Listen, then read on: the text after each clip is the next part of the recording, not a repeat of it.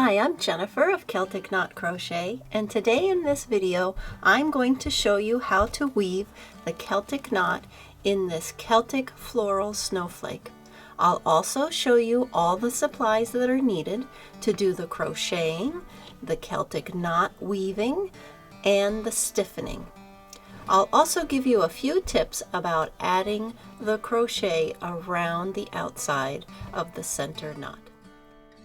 Thank you very much for your interest in this pattern. If you've purchased it in my Etsy shop, I really appreciate the support. And if you're not sure that you would like to buy it because you're not sure how to make it, I hope this video will help you see that with these simple stitches and simple knot weaving techniques, you can also make this Celtic Floral Snowflake. Don't forget to click to subscribe so you can see more tutorials like this one. Let's get started. First, let's go over the crochet supplies that you'll need for this project. You'll want to use some white cotton crochet thread that is size 10. This is very thin thread, but it's perfect for making snowflakes because they're so delicate. You'll also need some silver embroidery floss.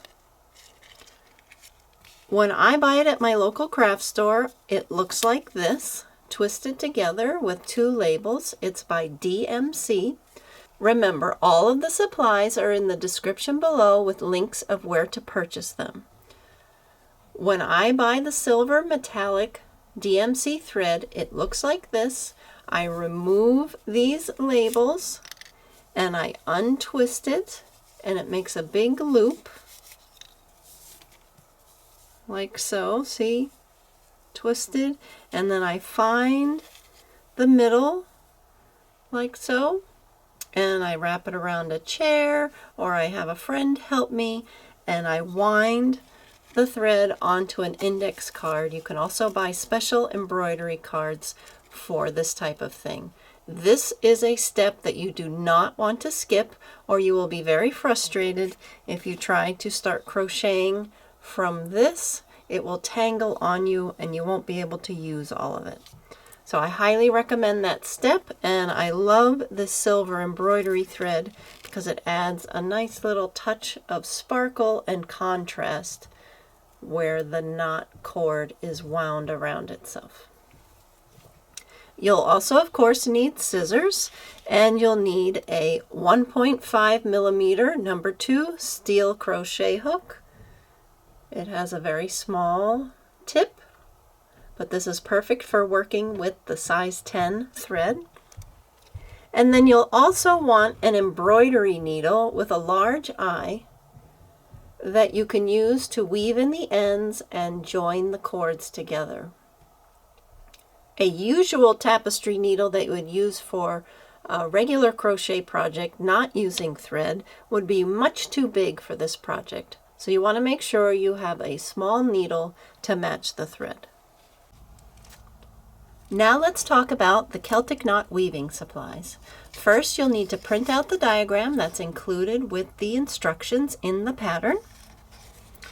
If you look carefully at this, you'll see that there is a 1-inch guideline. So the diagram should be the correct size, but sometimes printers do funny things.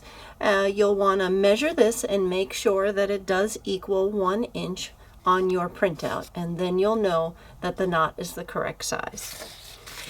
Then you'll want a piece of foam core board like this, or a piece of cork board like this. Mine is about 1/4 inch thick. This is to help hold the pins in place, and then you'll need about 20 or 30 straight sewing pins. Remember, all of these supplies are listed in the description below.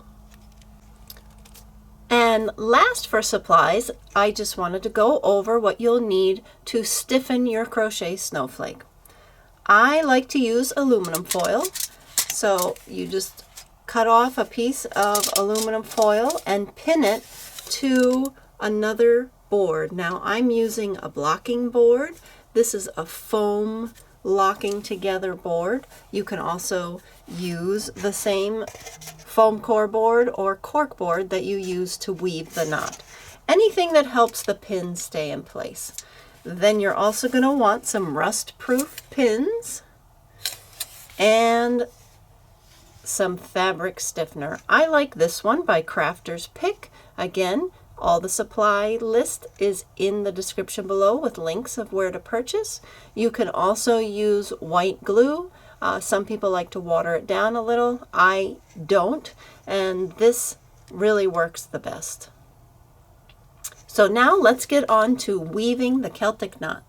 Now here is the cord that we're going to weave, and you have completed it according to the instructions.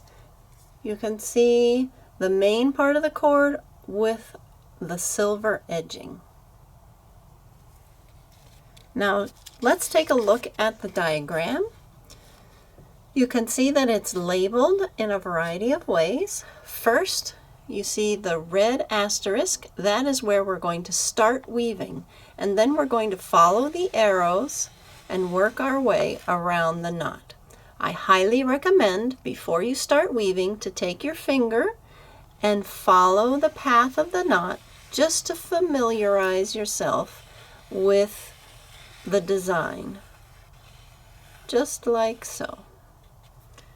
Then you'll see that each of these 3 loops are labeled 1, 2, and 3. Again, that's just to help you as you weave, so you know, okay, I got to loop 1, now I'm going to continue up this way and I should be at loop 2, then I'm going to continue down and now I should be at loop 3. So it's to help you not get lost in the knot design.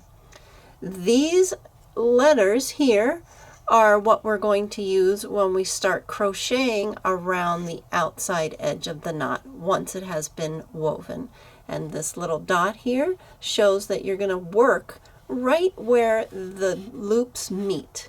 So A is right where these 2 loops meet, then B would be right there, C, and so forth.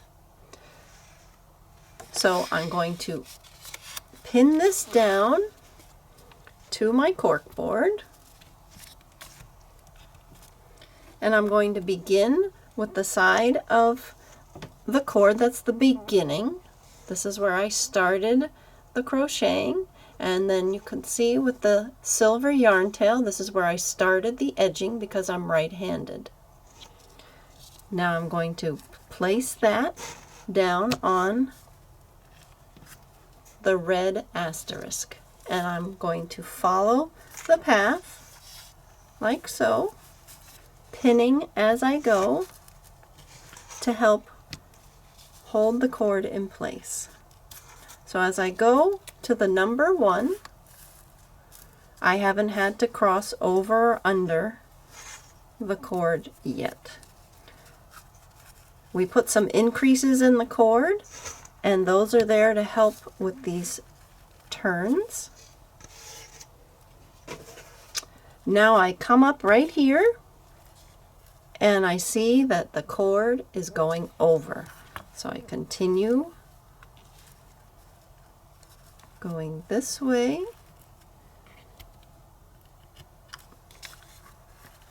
And now I've completed loop number 1. And wherever you want to put pins, you can put them.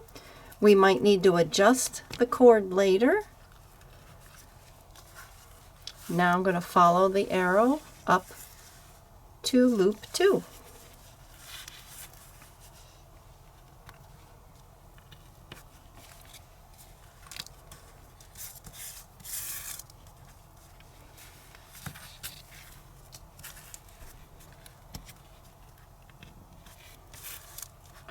And I look, I'm going to pass this way around, and there is no cord here yet, and I'm going to go over again.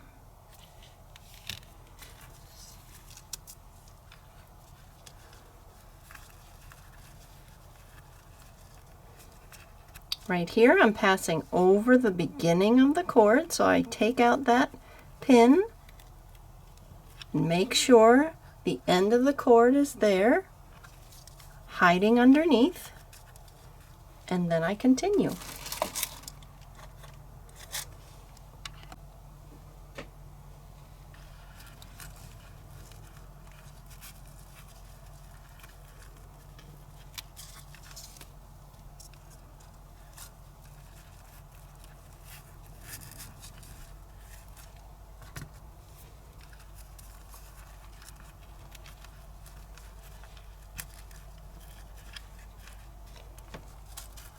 anytime you see the cord popping up, you can just tack it in place with one of the pins.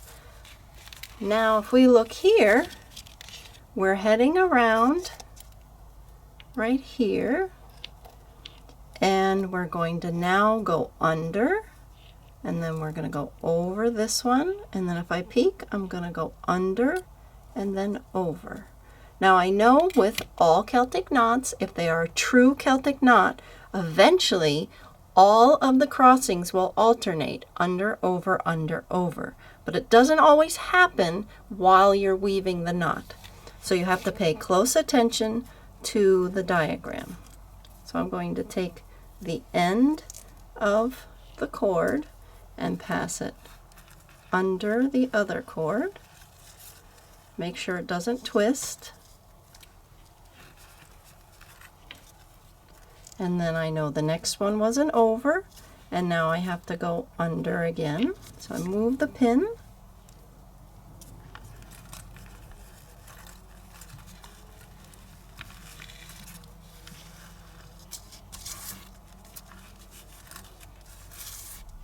And there I've made it through that pass, and I'm on my way to the last loop. If I follow the arrows, I go up through this way. I like to leave these yarn tails here. Sometimes they do get in the way, so if they bother you, you can weave them in.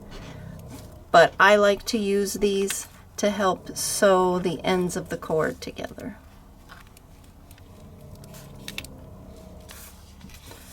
And don't mind the noise that you hear in the background. I'm having some trees removed on my property, and it's pretty loud, even though it's outside. So if we follow this section right here, there's no cord here, so I'm just going to follow this way. I peek, and I'm going to be going over, and then I'm going to go, if I peek, I can see the cord's going to go under, and then I come around, I go over here, and then I have my last stretch right there. So let's go this way. That's an over.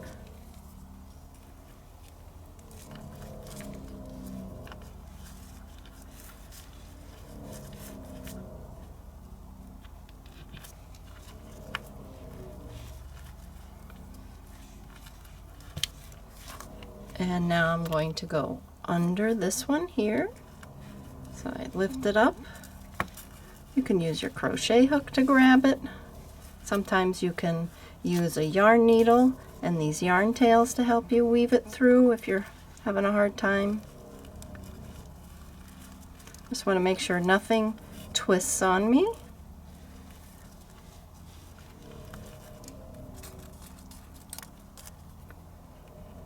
And there I've finished loop 3, and now I just have this one little section.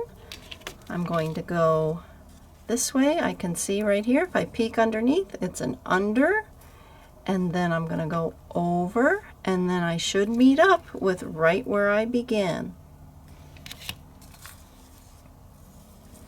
So go under, pull all the yarn tails through, and then over. Can you see that right here? And then I end right there at the beginning, and I'm going to use another pin just to hold it in place. Now you could see this is kind of curling up over here on this side, and that's because I need some extra length. So this is the trickiest part about weaving a Celtic knot, is sometimes you need to remove the pins and just adjust. So see how I have a little extra here, and I'll remove the pins and push the path or the cord around, and then I have a little bit more length here to get around the bend. Now another option that you can do with your cord, and this is in the instructions, is you can wet block or steam block your cord, and that will really help the fibers to relax, and when it goes around the bends it'll be even easier. And that's it for weaving the Celtic knot. Now what I like to do is I like to remove the pins from going up and down, and I pin across like so at all the crossings, and that holds the cord in place. So when I remove it, I don't have my design getting all messed up. I want all the loops to be nice and even and not for it to look off kilter. So I'm going to do that on all the crossings, and then I can take it off of my cork board here like so. And you see how now it holds its shape, and here's the beginning.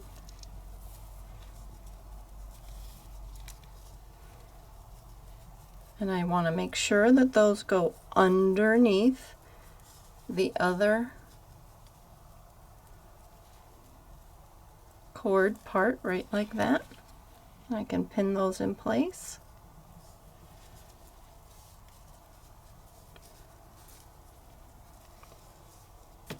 And I'll let you in on a little secret. In the instructions it says to sew all these crossings, but I don't. I only sew the two cords together where the beginning and the end are, and then I leave the pins in and I start the next section of crocheting around with the pins in. And then later, when it's time to stiffen the snowflake, I take the pins out, and sometimes I use a little hot glue, or I might sew a few of them together. And then I put the stiffener on, and that actually helps keep the knot in place without having to sew all of these crossings. So it saves me some time. I like to save time with my crochet projects, so that's a little tip for you. One more thing about this project is that just want to show you that when you work the crochet around, you're going to start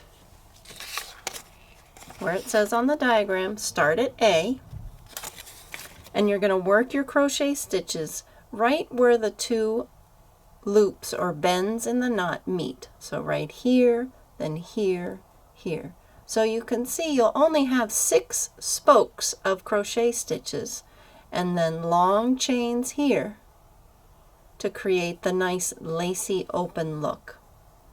And then you'll fill in with 4 rounds all of these stitches around. So I hope seeing this Celtic knot woven for you with the diagram helps you to make this Celtic floral snowflake. Thanks again for watching, and thanks for your interest in my patterns and my blog. Don't forget to subscribe and give us a thumbs up, and I hope you enjoy watching the next tutorial. Happy crocheting!